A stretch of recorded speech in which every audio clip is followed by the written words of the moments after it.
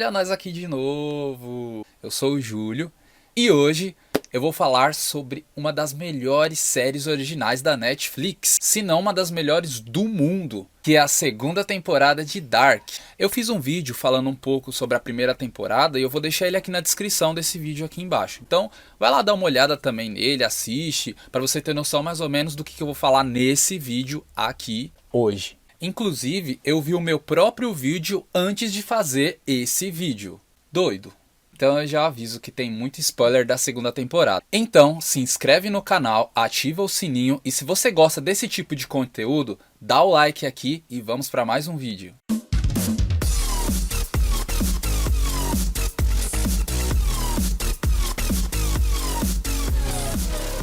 Eu assisti a segunda temporada 2 vezes. E ficou bem claro que eu perdi totalmente o controle da minha vida. A Netflix anunciou que serão 3 temporadas, porque são 3 ciclos. Nessa temporada ficou escancarado, ficou bem claro que a série inteira está pronta desde a primeira temporada. O roteiro já estava todo pronto, todas as histórias, os textos, é tudo interligado. Para mim, é uma das melhores construções de texto que eu já vi na minha vida. Dark parece meio confuso? Talvez. Mas ela explica absolutamente tudo. E ainda deixa algumas pistas. Antes de entender a segunda temporada, você precisa ter pelo menos entendido um pouco da primeira temporada. Ou metade, sei lá. Só resumindo, depois de muitos anos sem descartar de forma correta o seu material radioativo, ela simplesmente jogou ali na caverna. Ou simplesmente jogou ali, enterrou ali com cimento numa piscina antiga de um antigo radiador que tinha ali embaixo nas cavernas. Literalmente ela plantou a treta. Por fim, depois de muitos anos fazendo isso de forma errada, e aí de uma forma inesperada ou até mesmo por um acidente, esse lixo radioativo gerou uma matéria desconhecida para a humanidade. A partícula de Deus. Essa partícula seria um elemento essencial para o homem para descobrir a origem do universo com toda a matéria gerada. Ela uniria todas as partículas conhecidas da matéria e os transportadores das forças que agem sobre elas, que teria surgido tudo após o Big Bang e logo após o resfriamento do universo.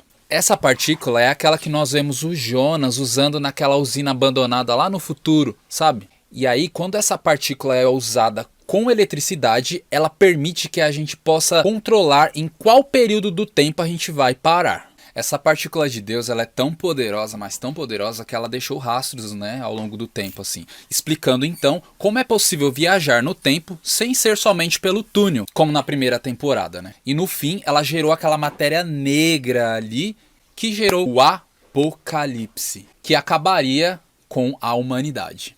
É isso. Nessa temporada nós temos 2 novos anos, que é 1921 e 2053. Sendo que a temporada 1 era composta por 1953, 1986 e 2019. E termina com o Helge e o Jonas se vendo, e ambos vão sumir cada um no seu tempo. Passando um ano, a gente tem o quê? O ciclo 2, que é 1954, 1987 e 2020. E aí nós temos uma sociedade, a democracia, o povo, que quer o quê? O apocalipse, que é o Siquimundus. Uma sociedade que é composta por viajantes no tempo. De modo geral, eles querem seguir um destino para fazer um novo mundo, ou o fim do mundo. Dark fala muito sobre o existencialismo, de quem é a culpa, sobre a culpa, de tudo isso. Tem certo momento da primeira temporada, sim senhores, eu fui lá novamente, que o Noah tá conversando com o Helge sobre a existência de Deus. Daí ele fala, ai Dark, que quando ele era jovem, um cara estranho apareceu. Parecia que ele tinha vindo de uma guerra. E ele tinha vontade de morrer e a vida não deixava. Tudo isso mostrando a cara do Jonas. Já tava lá falando tudo pra nós e a gente não sabia. Daí ele fala que esse estranho alugou um quarto do lado do dele. E enquanto esse estranho dormia, ele vivia falando um monte de coisas lá que não tinha nem pé nem cabeça. E aí que algo ficou lá na cabeça dele, e daí ele vai e recita lá todo um texto. Eu não vou entrar em detalhes agora, mas resumindo é que nada é em vão. Isso é uma das primeiras confirmações de que nós temos de que o Adam é o Jonas. Isso é a base do existencialismo, né? É a forma que nós temos que ver do poder que o tempo tem sobre cada um de nós. Sem contar que a gente descobre nessa segunda temporada que o deus da série é o tempo. E eu falo pra vocês, eu quase surtei nessa hora. Porque é algo tão, tipo, poético, sabe? Lindo, incrível, mágico, único. Enfim. A bola preta que eu chamei de redoma no primeiro vídeo, que impede a galera de sair da cidade, agora, né, como eu já falei, ela tem um nome, partícula de Deus. E ela tem os 3 estados, o líquido, o sólido e o gasoso, os 3 juntos. E essa combinação permite que cria então, possivelmente, um portal que possibilita a viagem no tempo. No primeiro episódio da segunda temporada, né, que se chama Começos e Fins, nós temos o Noah ali com outro cara, fazendo a passagem ali nos túneis, chumbando umas portas. Que mundo, é nóis. Já digo que esse cara que tá com o Noah provavelmente é o Bartosz. Daí ele questiona que é muito louco dizer que o começo e o fim é a mesma coisa, né? É meio maluco isso daí. Daí o Noah vai lá e rebate. Aqui é que mundo, porra. Assim foi criado o mundo. Daí o Noah fica todo bravinho, dizendo que ele não tá mais acreditando na profecia, que ele perdeu a fé. Daí o Bartosz lá, eu vou chamar ele de Bartosz, que possivelmente ele é o Bartosz. Ele diz que ele acredita na ironia do destino. E ele diz que espera que um dia o Noah não acredite naquilo que o Adam fala. Daí o Noah vai dar aquela machadada e mata ele. Daí então faz todo sentido aquela relação do Bartosz com o Noah na primeira temporada, né? Lembrando que o Bartosz ele é neto da Cláudia. E possivelmente ele pode ser esposo da Agnes. Porque lá na primeira temporada, quando ela chega com o filho dela naquela casa lá que ela ficou hospedada, ela fala que o marido dela era uma pessoa que tinha perdido a fé. Enfim. E ainda eu digo mais, porque eu não consigo parar com as paranoias e as teorias na minha cabeça. É que Dark deixa escancarado para todo mundo ver de tudo, essa visão dualista de todas as coisas. Entrada e saída, começo e fim, sempre os pares opostos. Logo quebra toda essa visão maniqueísta de existir o bem e o mal. Dizendo que depende sempre do ponto de vista e mais do que nunca revelando que as pessoas têm várias facetas. Por isso, meus amigos, quem achava que o Noah era o vilão e o Jonas é o mocinho, Dark desconstrói tudo isso. Lindíssima. Falou tudo. E agora, meus amigos, vamos para algumas revelações e descobertas que deixaram muita mente bugada, inclusive a minha. Por Dark se passar em apenas uma linha temporal, pelo menos até o final da segunda temporada, né? Tudo acontece ao mesmo tempo. Entendeu? Passado, presente e futuro. Tudo ali na mesma linha, tá tudo acontecendo ao mesmo tempo. Se uma pessoa viaja do passado para o futuro, ela deixa de existir no passado e 2 delas coexistem no futuro. Isso é fisicamente possível? Não sei. Mas é isso que causa o chamado paradoxo temporal. É um acontecimento que ocorre somente e justamente por conta de uma viagem no tempo. O relojoeiro. Esse cara, velho, esse cara é foda demais. Eu preciso parar de me bater. Ele fala, você conhece o paradoxo de Bootstrap? Onde informações do futuro são enviadas diretamente para o passado. Isso cria um ciclo infinito onde o objeto não tem mais origem real. O objeto existe, sendo que nunca foi criado. Que nem acontece com o livro dele, que viajou no tempo, ficou passando de mão em mão até chegar às mãos dele, sendo que ele nunca escreveu.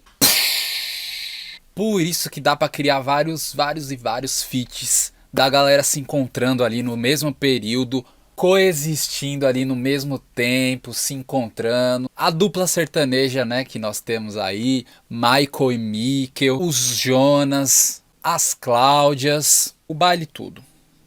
Outra coisa que bugou geral também é a Elizabeth ser a mãe da própria mãe. Isso é um típico exemplo de paradoxo temporal. Engraçado que a Elizabeth sempre questionava o pai dela sobre os avós, e ele sempre dizia que eles morreram. Mas aí a gente vê que o pai da Charlotte é o Noah, e a mãe da Charlotte é a própria filha, a Elizabeth. A Elizabeth tem um caso com o Noah e coloca o nome da filha que eles tiveram de Charlotte, em homenagem à mãe dela, sendo que a mãe dela morreu em 2020 porque ela não conseguiu entrar no bank no dia do apocalipse. Daí essa filha cresce, conhece o Peter e coloca o nome da filha que eles têm de Elizabeth. É como eu já disse, é o ciclo sem fim. As coisas elas só acabam porque elas vão começar e vice-versa. É aquilo, né? Ao você ter conhecimento de um fato e você tentar mudar esse fato, isso é o que faz com que ele realmente aconteça. Tipo Jonas tentar evitar com que o pai dele se suicide, e na verdade é isso que faz com que ele se mate. As coisas elas não podem ser alteradas, né? As peças já estão todas praticamente encaixadas. Tudo está conectado. Assim como a série gosta sempre de enfatizar. Palmas para os roteiristas. E agora vamos falar sobre algumas questões que ficaram em aberto. Alexander. Pode ser que ele não tenha nada, nem história, mas pra mim ele tem tudo. Sabe quando a pessoa tá sempre escondendo, parece que tá escondendo alguma coisa? Teve um assassinato lá na cidade e aí ele viu o recorte de jornal, a notícia, ele ficou em choque. O lance de jogar cimento ali nos barris e enterrar aquele negócio todo. Por quê? Por que ele faz tudo aquilo? Ele sabia o que era a partícula de Deus? Será que ele sabia? Inclusive, os barris são descobertos por aquele investigador, que ele não sossega o cu dele. Ele tá focado. Ele faz aquele fuzuê todo, desenterra, descobre, abre a fenda pro apocalipse. É isso. Aí nós agora também sabemos que o Noah, ele é pai da Charlotte, né, e irmão da Agnes. Sendo que lá na primeira temporada eu achava que o Noah era esposo da Agnes, né? Enfim, errei. Daí tá, né? 1921. Beleza. O que será que acontece com a Agnes e o Noah antes? Até porque a gente conhece eles nesse tempo e eles já são bem grandinhos, né? Quem são os pais da Agnes e do Noah? Então, tem até uma teoria meio maluca, mas eu tenho até medo de falar. Mas vamos lá. Na primeira temporada, a Agnes se apresenta como Agnes Nielsen. E que ela está chegando na cidade porque a avó mora lá e ela está chegando no pedaço e é isso aí. Eu acho que existe uma grande possibilidade da Agnes e do Noah serem filhos do Magnus e da Francisca. Sendo que o sobrenome do Magnus é Nielsen. E como a série é uma série alemã, os filhos só pegam o sobrenome do pai. Então, enfim, Agnes Nielsen. Outra coisa que também deixa no ar, né, que pode meio que embasar essa teoria, é aquilo que o Noah jovem fala pro Jonas. Que ele tem que salvar o Bartosz, o Magnus e a Francisca. E depois voltar para salvar ele e a Agnes. Então eu acredito que ali, tem uma conexão forte sim. Provavelmente. Caso Hannah. Gente, é sério. Eu preciso às vezes de uma ajuda psicológica, porque vocês não têm noção da quantidade de paranoias que passam na minha cabeça por conta dessa série. Não, paranoias na vida, né? Porque eu vivo de paranoias. Em 2020, vocês têm noção que ela pegou não, né? Ela roubou a máquina do tempo do Jonas, né, mais velho, voltou para 1953, foi fazer aquela visita escabrosa na prisão pro Ulrich, que deixou o cara mais louco ainda, e depois fica ali batendo aquele papo com o Egon, como quem não quer nada, né? Fumando aquele cigarrinho e tal. Ela fala que quer um novo começo, que tudo que tinha, né, não tem mais. E não tem mesmo. Pode ser que tenha rolado um romance do Egon com a Hannah? Pode. Pode ser que desse romance tenha rolado um filho? Opa! Quem será? Não sabemos. Na minha cabeça, eles tiveram um filho, mas a gente ainda precisa descobrir onde essa criança foi parar. Daí, no final, porque não tem um final, o looping continua. E quando a partícula de Deus, né, aquela bola preta, pega a cidade, vem destruindo e explodindo tudo, acabando com tudo, é daí que vai começar um novo ciclo.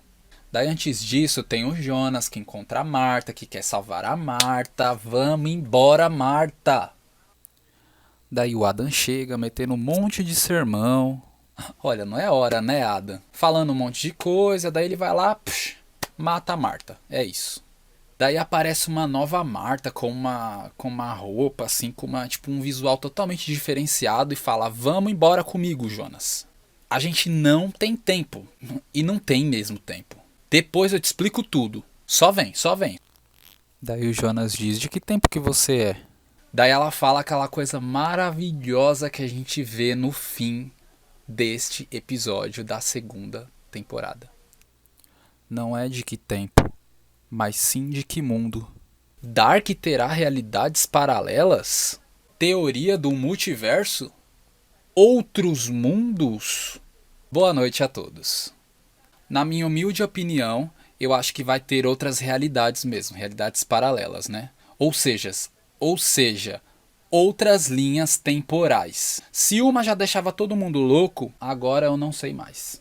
Só que há um paralelo aqui, né? O primeiro episódio se chama Começos e Fins. E o último episódio, né, o 8º episódio da segunda temporada, se chama Fins e Começos. Sempre na dualidade, né? A gente também consegue perceber que parece que teve uma quebra do ciclo com essa Marta de outro mundo, né? Que ela não fazia parte de todos aqueles acontecimentos que estavam acontecendo, ou fazia. Não sabemos, não dá pra saber. Vem temporada 3. Sabe aquela impressão de que eu falei demais, mas não falei tudo que eu tinha pra falar? Toda vez, senhores e senhoras, que eu gravo alguma coisa, é esta palhaçada. É isso aí, lindos e lindas. Muito obrigado se vocês gostaram do vídeo. Se vocês também não gostaram, obrigado do mesmo jeito. Beijos e abraços. Deixe o like aqui no vídeo, aqui embaixo. Se inscreve no canal se você ainda não está inscrito. E deixa nos comentários também opções de série que eu posso estar comentando nos próximos vídeos que vocês gostariam. É isso.